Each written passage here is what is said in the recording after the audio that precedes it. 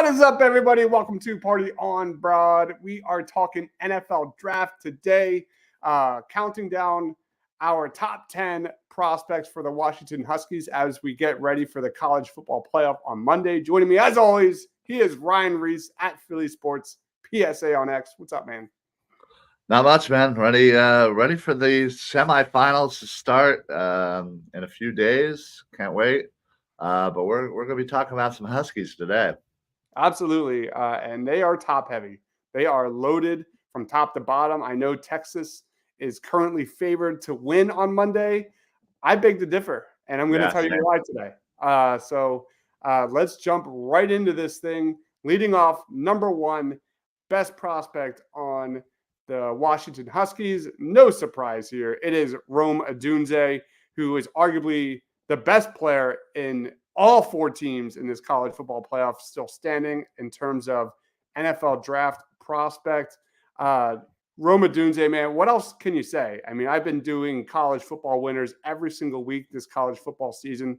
He's been on that list so many different times. When Washington has needed a big play in a big moment with 2 minutes left on offense, it's not Michael Penix. It's not, the plethora of other playmakers. It's Rome Odunze. They throw it to Odunze, and he always delivers. They're undefeated. He's got a really good frame, second level speed, an underrated wingspan, one of the best catch radiuses in the wide receiver class. But man, his elite route running skills is the first thing that pops up when you watch tape. He's a true technician of the route tree. Great body control, especially near the boundary. He can catch in tight windows near the sideline. He can also be a threat in jump ball situations. In 2022, when targeted, he had an elite quarterback rating of 124.9 when targeted. In 2023, 118.3. This dude is a quarterback's best friend, and he always delivers. So he just normally makes quarterback play look elite. He's a game changer. He's a difference maker. This guy is going to be within my top 10 overall big board. When all is said and done, I think he's that good. What are your thoughts on Rome Odunze? Yeah, I mean, you absolutely nailed it. This guy is electric. He just, I mean, it's hard not to watch him on the field, even when he's like not even involved in the play. Like, he's just that guy. And you're absolutely right. He is by far, for me, outside of Harrison, this is my favorite. This is my favorite wide receiver prospect. I mean, he just looks the part. He plays the part. It feels like he just catches everything that Penix Jr. throws up to him. And he just has this clutch gene in him that, again, he just absolutely comes through every time you need him. So, Rome Odunze is by far, like I said, one of my favorite prospects overall, much less in the wide receiver group. So, it's so fun to watch. So fun to watch. Yeah, man, he really is. He's definitely a big one to watch out for. Let's roll on to number two, Braylon Trice, an edge rusher for the Huskies. He's an excellent pass rusher. He's consistently able to win at the point of attack. He has a really good bull rush, although that's kind of his most effective move. That's going to have to get better at the next level. He's going to have to kind of expand that limited pass rush move set moving forward, but he's got an elite level motor. This is one of the best run defenders in the draft at his position, I think. He's able to consistently shed and disengage when he needs to, be a havoc in that backfield. Weaknesses wise, I don't think he has great bend, and I don't think he has an elite first step off the line. His production doesn't match 2022. Versatility wise, I think Trice is athletic enough to be in a 3-4, yet I also think he's big enough to be in a 4-3. I think probably putting him in a 3-4 as a stand-up edge might make him a little more effective, whereas in a 4-3, I think he would be more effective in the run. But overall, I think this is a low floor, high ceiling prospect. I think he goes somewhere back end of round 1, top of round 2. He's probably going to be an early down pass rush specialist from the jump. What are your vibes on Braylon Trice? Yeah, I mean, you absolutely said it. He's got a super high motor. He is absolutely excellent at setting the edge against the run. I mean, this guy is just has such good lateral movement.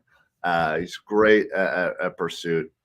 And yeah, I think you nailed it as far as end of round 1, probably might slip to beginning of round 2, but yeah, no, I like Trice, just for his kind of skill set. And I feel like this is one of those things where, man, if he kind of hones in on some of these skills that he has, he absolutely can be a difference maker in the NFL. And yeah, you're right off the as far as doesn't have the greatest bend, doesn't have the initial burst. A knock on him is he's sometimes can be a little late off the snap. Um, but yeah, he seems to be pretty effective as a pass rusher and against the run. So certainly bodes well for his NFL prospects. So yeah, I like him a lot. I think he's going to definitely make some team um, pretty happy at the end of round 1, most likely. Yeah, yeah, a difficult time getting home this season. But you look at the last 2 years, 140 pressures total. He had one game this year, Ryan, of 16 pressures against Stanford. Like, Jesus, he's a good player, man. Let's that's roll on crazy. to Troy Fountaneau, an offensive lineman prospect coming in number 3 in our rankings. Likely a top 50 prospect in this year's draft. One of the top interior O linemen, period. I could see him, like Braylon Trice, commanding potential late round billing. If he lasts to day 2, oh my gosh, what a great value pick. This guy is he's got one of the more unique physical builds in this draft. He may measure in a notch under 6'4" when the draft process starts, but he moves really well for his size. He's got really good mass, really good length, really good short area agility, good lateral mover. He will be likely moving from left tackle to guard at the professional level. This is just overall one of the best pass protectors in the class. Doesn't really have a lot of flaws, and he doesn't have a lot of non-elite traits. He's really good all over the place. So for me, like, the only negative I can find on this dude is he's kind of an older prospect. He's going to be 24 come October. And I think this is one of those dudes that has an incredibly high floor. But you look at the athleticism, you look at the size, you look at his improving technique every single year. He's a cornerstone guy, and with Pro Bowl caliber upside, there's a lot to like about Troy Fountaneau. Any thoughts? Yeah, no, absolutely. He played, a large majority of his snaps at left tackle, but he did kick inside and played some left guard throughout his collegiate career briefly. So he certainly has that ability, and like you said, I think most likely will get kicked inside.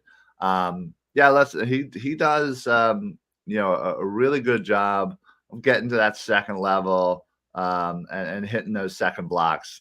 He's a physical guy. He's usually able to just kind of out grapple his opponent. He's pretty agile. Honestly, I really, really think this is a major part and a very underrated part of Washington's game is their run game, and it's because of Fontenot. Him in the run game, he absolutely just explodes off that line of scrimmage and Yeah. constantly is setting up humongous holes for Washington and their run game. But as you said, yeah, he's a little bit of an older prospect. Probably needs to especially if he's going to be kicked inside. Probably is going to need to add a little bit more strength. Not that he's weak by any means. He's just kind of, I think, for the NFL, I think he's probably going to need to add that. And he could definitely use a little bit, some coaching on better balance. Seems to kind of, often lose his balance, when engaged, and kind of gets ahead of his feet. So, but yeah, other than that, I think he's definitely somebody that's probably going to be, probably the first guard selected in this draft, most likely. And yeah, I could see him going late round one, early round two. Yeah, I have good news, Ryan. We did what did we do? Our top 10. What was the last one we just did? Defensive tackles. Yeah. D tackles yesterday. And so far, the voting says our next top 10 positional ranking will be interior offensive lineman. So I feel like we're going to be talking about Troy Fountainu. There you go. Very soon. But he's going to be right up there with, the Jackson Powers Johnsons, the Graham Barton, who I think will be shifting on the interior a little bit, and then Cedric Van Pran. So he's definitely a top dude to know. Let's roll on to number 4, and that is Michael Penix Jr. Love this guy so much, man. He's such a fun player to watch. He's a pocket passer with a live arm. He's kind of known for pushing the ball down the football field. Everything about this guy's game starts and ends with that arm strength. The ball explodes out of his hands. He can bomb it 60 yards downfield at the flick of a wrist. And I think that's when he's at his most accurate down the field as well. So he's always hunting for shots. This is the area I'm most excited to watch from Michael Penix Jr. on Monday against Texas is how he handles that Texas D-line. Texas D-line has really solid players, and Byron Murphy and Tavondre Sweat, really good linebackers like Jalen Ford that are, I mean, that front seven is significantly better than what we saw against Oregon, where Washington really owned them from the jump in that game, in that Pac-12 championship. And we've seen Michael Penix Jr. struggle with pressure, especially with his accuracy in the past. So negative-wise, he's not a nimble mover in the pocket. He's not that impressive creator outside the pocket like a Caleb Williams or a Jaden Daniels. I had Penix as my QB3 for most of the season, man. I've been on the Washington train all year long, but I cannot deny Jaden Daniels' just incredible 2023 campaign, which for me, I think has vaulted him into that QB3 spot. But I still think Penix has a real chance to be a first-round selection in this year's draft. What are your thoughts on Penix? Yeah, I definitely feel like somebody's going to take a chance on him in the first round. And there's so many teams that absolutely need quarterbacks, and man, they're going to get themselves just an absolute. I feel like he just controls the field at like such an elite level, and just dissects defenses in such a way, and even just his intelligence pre-snap, you can see that he is very aware of the defense, and is good at reading those defenses. But yeah, he's a guy that is pretty decent in his progression. Even though if I was him, I'd just be throwing it up to Roma Dunze the whole time. But but yeah, he is definitely a leader out there on the field, and that's that goes a long way in my eyes. And yeah, I think I had him pretty much as my number 3 as well for most of the season. And yeah, I just think the rise of Jaden Daniels was hard to kind of keep him in that spot. But that's no knock on Penix. I mean, he seems to have short memory.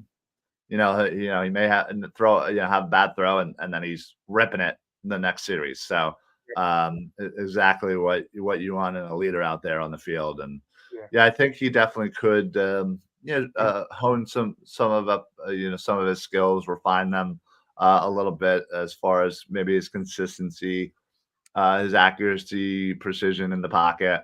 Um, but yeah, I absolutely like him, and honestly, I still thought, to be honest, I still thought he was going to be the Heisman, um, Yeah. this upcoming year. But man, he was a finalist and runner up for so many awards this year. Heisman, the Walter Camp, Maxwell. I mean, you name it, he was pretty much right there. So, Yep. um, love Michael Penix Jr. Me too, man. He's such a fun guy to root for. He wears his heart on his sleeve. He's always crying on the Yeah, sideline. yeah, He's yeah. You want him to succeed, of course, but Jaden Daniels has been so electric um, all season long. Um, let's roll on to another guy that I think is criminally underrated, and that's Jalen Polk, a wide receiver here for Washington.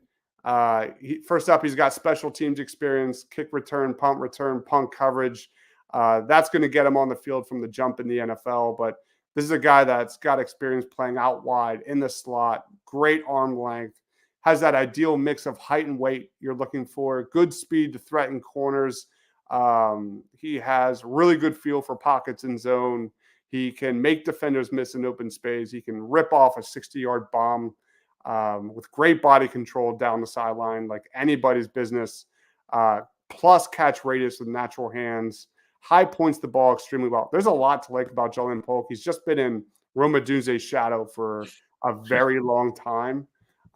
He's a day two prospect in my mind, and yeah, he's been kind of the team's third option at wide receiver. But this guy's a solid NFL prospect with plus ball skills, physical tools. I see him as a slot Z receiver at the next level. It's time to stop sleeping on Jalen Polk because he's good in his own right.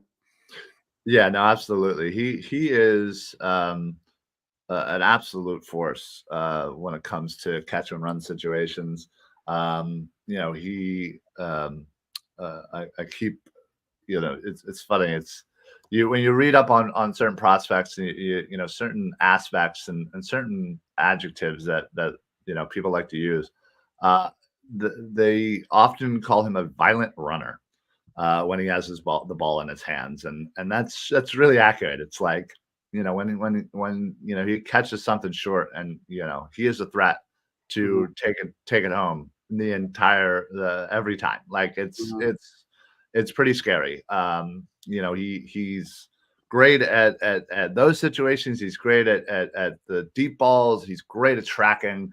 And he honestly, I feel like he's kind of a student of the game. He does a lot of the little things, really well.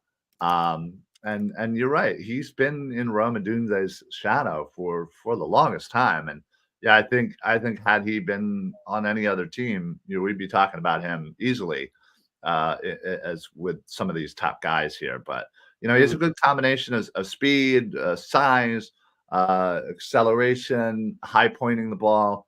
And yeah, he honestly, he's a absolute threat. And you're right. I think him being in the slot in the next level is certainly um, his future. But yeah, I think he probably needs to uh, could probably do a little better as far as reading zone coverage.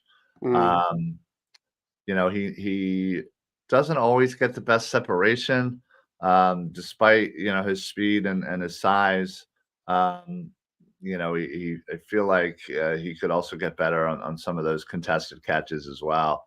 But yeah, and obviously I think he also needs to improve as a run blocker in the next level. But yeah, no, I think Polk has a real shot here to kind of be that guy who kind of it's Ramadunze, and here Mm-hmm. comes Polk. Yep, absolutely. Let's roll into another one. And I also think he's another day two guy, and that is Jalen McMillan. This is kind of Michael Penix's safety valve, a great route runner, a guy that really thrives in that short intermediate range, dynamic wide receiver, with great hands, his ability to consistently create separation, make challenging catches, and utilize his speed is, something that pops off tape. Um, I think again, his hands are one of his best assets.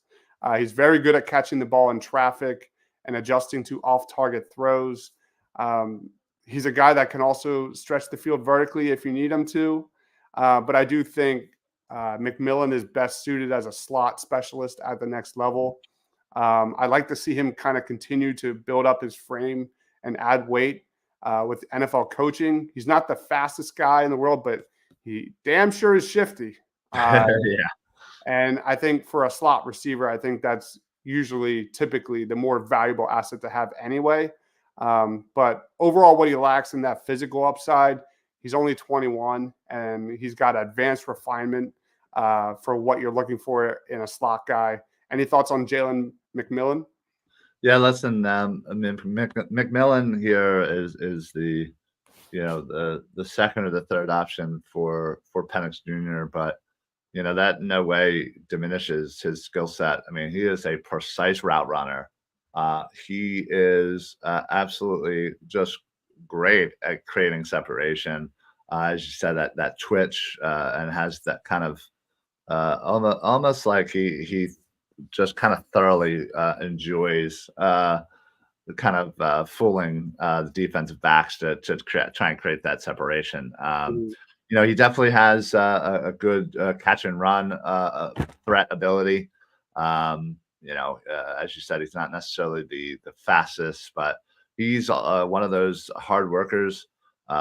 Versatile, can be a return specialist, and really, as far as the wide receiver, really does a great job of locating and tracking those deep passes, and does have the skill set to be a pretty decent vertical threat. So, and has the willingness to be so.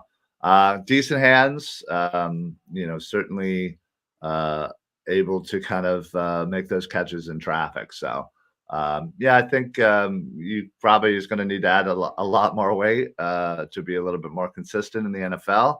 And it's certainly going to be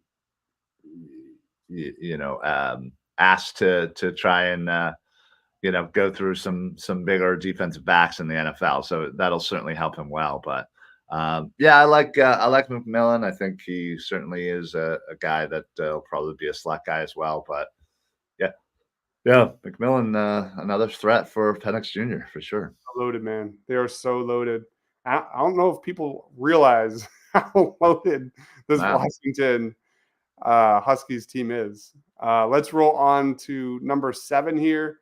I'm going to butcher this. Zion Tupuola Fetui, an edge rusher here for the Huskies. He was one of my breakout stars of 2023 during my offseason videos. Didn't really take off this season with many of his surface stats and pressures taking a dip compared to his 2022 campaign. He's an edge rusher that kind of fits best as an outside rush linebacker at the next level. Has good height, good weight for the position. Shed blocks well, attacks upfield, really good quickness and speed. Has a good ability to diagnose and attack ball carriers in the backfield. Good handwork, good strength to power. However, I just think he doesn't have a lot of bend. I don't think he has a lot of lean to win off the edge on a consistent basis at the next level. I think this guy is probably a day 3 guy with some intriguing tools. That's about it. I don't really have much to add beyond that. Any thoughts on Zion Tupuola Fetui?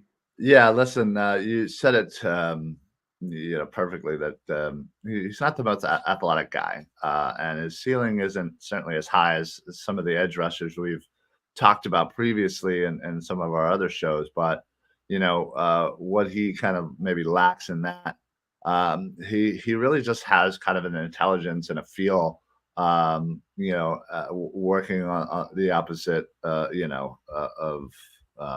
of Trice here. But yeah, he has really violent hands, really able to disengage from blocks, and really is able to kind of counter the blocking schemes to kind of get into the backfield.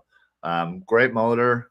Certainly, you can tell that he always seems to be in on the play, doesn't seem to ever get tired. So his stamina is certainly something to be noted. Um, and yeah, he's pretty explosive off the line of scrimmage in the pass rush. So I Yeah. feel like while isn't the most athletic freak out there, and maybe doesn't have the highest of ceilings, still think he can be a pretty functional edge rusher in the next level. Um, he just needs to kind of hone in on some of the skill set that he already has to kind of maybe make him a little bit more intriguing to some NFL teams. Absolutely. All right. Rolling to number 8. This is where it gets kind of difficult. We are talking about Roger Rosengarten. He's a right tackle for the Huskies, 6'6", 300-pound junior. As a sophomore in 2022, he played 12 games, 872 snaps. He conceded a disappointing 15 quarterback hurries, 2 QB hits, and no sacks while playing right tackle. This season, he played 13 games, gave up just 8 quarterback hurries. So he split that in half. Same amount of quarterback hits with 2, but also gave up 0 sacks yet again while playing right tackle. Clearly, really good blend of size, athleticism, and frame. This guy's a pass protector. He's a guy that could also be potentially looking to return to Washington in 2024. We don't really know yet. We haven't had a decision made in that regard. He could be possibly replacing Troy Faltonu at left tackle in 2024. But yeah, my gut says he probably remains in Washington. Yeah. But if he enters, I mean, he's got some nice production. He's got some nice size. Probably day 3 guy that might be a sleeper. Any thoughts on Roger? Yeah, no, I would expect him to return to Washington, but certainly if he doesn't, yeah, I think that's kind of right where he is, day 3 guy. He's got a great motor. He's a competitor, and everything that the brief bit that I have read up on him is everyone talks about his leadership. So he's certainly a guy that is probably going to be a great locker room guy, a guy that people can lean on. But yeah, he certainly is somebody that needs to hone up his skills. I mean, his point of attack is probably going to need some refinement in the next level. I mean, I could totally see defensive linemen kind of having a field day, but like I said, he doesn't quit. He has such a great motor, and he does do a really good job getting into that second level. So, Yeah. and he has really good hands. So these are all things that a good offensive line coach can really work with. He just kind of I feel like has a lot of rawness to him, and just kind of needs to hone in on utilizing the skills that he does have to kind of make himself into a more refined offensive line. That's why I think returning to Washington is probably the play. Yeah. Kind of get another year, especially if they win the national title. I mean, come back, switch over, to the left side, and yeah, I mean, that's what I would do. But yeah, we'll see. I think Will Rogers is heading to Washington this offseason. He's a very good quarterback, so he could be potentially protecting the blind side of Will Rogers in 2024. Will Rogers was a big transfer for Washington. So rolling on to number 8. No, 9. Number 9. We are talking about Dominique Hampton. This dude is a defensive back, long frame, slender athletic build, has really good length. You look at that 6'3" frame. You got to like that. He's a coverage defensive back. Definitely a guy that looks most comfortable in press man. He's got good punch off the line, fluid hips when transitioning out of his back pedal. He knows how to use his length really well. He's not an elite athlete by any means, and he gives up a lot of gives up way too much separation at the top of his route. He can be caught flat-footed against skilled route runners, so keep an eye on that one, especially with the immense amount of talent that the Texas Longhorns have at the wide receiver position. I think this guy projects best as a strong safety at the next level, given his physicality and willingness to play in the box. So, yeah, projected strong safety, great physical measurements. I think he's an undrafted to day 3 guy. Maybe day 3, maybe a team falls in love with that well-rounded skill set, but his ball production and ball skills need a lot of work. Hasn't really given you a lot of like wow moments. Any thoughts on Dominique Hampton? Yeah, no, I mean, you pretty much said all there is to say on this guy. He's an older guy. He doesn't really jump off the page. Doesn't really stand out, unfortunately, and it likely will be an undrafted guy. But I could easily see him kind of latching on and kind of practice squad working his way up. Most likely, like you said, a safety in the next level does have the little versatility playing kind of both safety spots and some corners. So yeah, like I said, not a lot more to say than what you already did. So yeah, he's somebody that is going to need to kind of impress. In the limited amount of ability that he'll have this offseason to try and get himself drafted. Yeah, for sure. Yeah, we're at the bottom of the barrel here. Number 10, it is tight end Devin Culp, 6'4", 362 pounds. He could be a potential sleeper tight end prospect. I mean, there's a lot of mouths to feed on that Washington offense. Didn't really give you a lot of production statistically. He's a big-time senior. He's a guy that gave you, 200 so receiving yards per year over the last 3 seasons, 4 touchdowns overall. So he hasn't been a heavy component of that Washington offense. He's projected to run in the 4.6 range at the combine. Good speed, body control, and hands. Needs to present well through the draft process in order to be a day 3 selection. So he screams like to his credit, the tight end class is kind of weak this year. So maybe he squeaks in, but we'll see. Any thoughts on Devin Culp? Yeah, listen, you said it. As far as the tight ends go, it's kind of top heavy with a couple of guys here, and then it just kind of falls apart. To be perfectly honest, yeah, I mean, hasn't really done much, and it's kind of hard too because considering the options that Penix Jr. has on this offense, not really. It doesn't really use the tight end terribly too much. So this is a guy that again, it's kind of like the last prospect we just talked about. Is going to need to some help here to get noticed and to get himself drafted. He obviously has a potential 2 games here in the national spotlight to kind of increase his draft stock. But yeah, listen, he's he's got decent speed. He's kind of a bigger tight end for sure. Probably going to need to lean up. In the next level, if he's going to want to stick around. But yeah, I think, he's got decent hands enough that, I think if he kind of leans up for the NFL, he could find himself a place on a squad. But, like I said, he's going to need some help if he's going to, get drafted, or at least late in the draft process. All right. Those are our top 10 Washington Huskies prospects. Guys, if you need to know anything more about the college football playoff, don't look any further. We're literally giving you all the best of the best.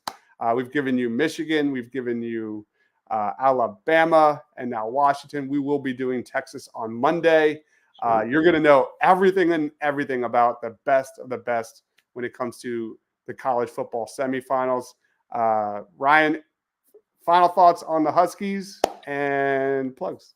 Yeah, I listen. I fully believe that the Huskies have an ability to win the national championship. I just absolutely have loved their season this year, and I think honestly, I think this game against Texas is going to be an absolute slugfest. It is. They definitely have a good top heavy type of team, as we obviously just talked about. So yeah, I don't know. I kind of am predicting an Alabama and Washington championship final, and I honestly I think they win it. But Mhm. we shall see starting on Monday. But yeah, listen, guys, if you are anything like Dibes and me, and you absolutely love the NFL, you love the draft process, you love the combine, the whole whatever, the whole 9 yards. Please do yourself a favor. Make sure you put on notifications and you follow Edge of Philly Sports on YouTube. Please make sure that you follow us on X, um, both me and Dives, but lots of draft information coming out. And yeah, just do yourself a favor, dive in, have fun with it, and yeah, let's get ready for April. All righty. Guys, again, if you're looking for our Michigan, uh, Alabama breakdowns, they are in that description down below. They're right there, our top 10 prospects for each team. So you know more than everybody else during your college football playoff semifinal party. He is Ryan Reese, who is currently frozen on my Yes, end. I figured as much. Give him a follow on X at Philly Sports PSA. I am Dives, Mr. Crapa. We'll be back on Monday with a Texas breakdown. And guys, have a great weekend, a safe weekend. Lots going on here at Edge of Philly Sports. Of course, Sixers post game going down tonight, Sixers versus Bulls. So be on the lookout for that. And of course, as we get ready for Eagles versus Cardinals tomorrow for pregame, halftime, postgame, you name it. For Ryan, for myself, stay awesome, guys. We'll see you on the next one.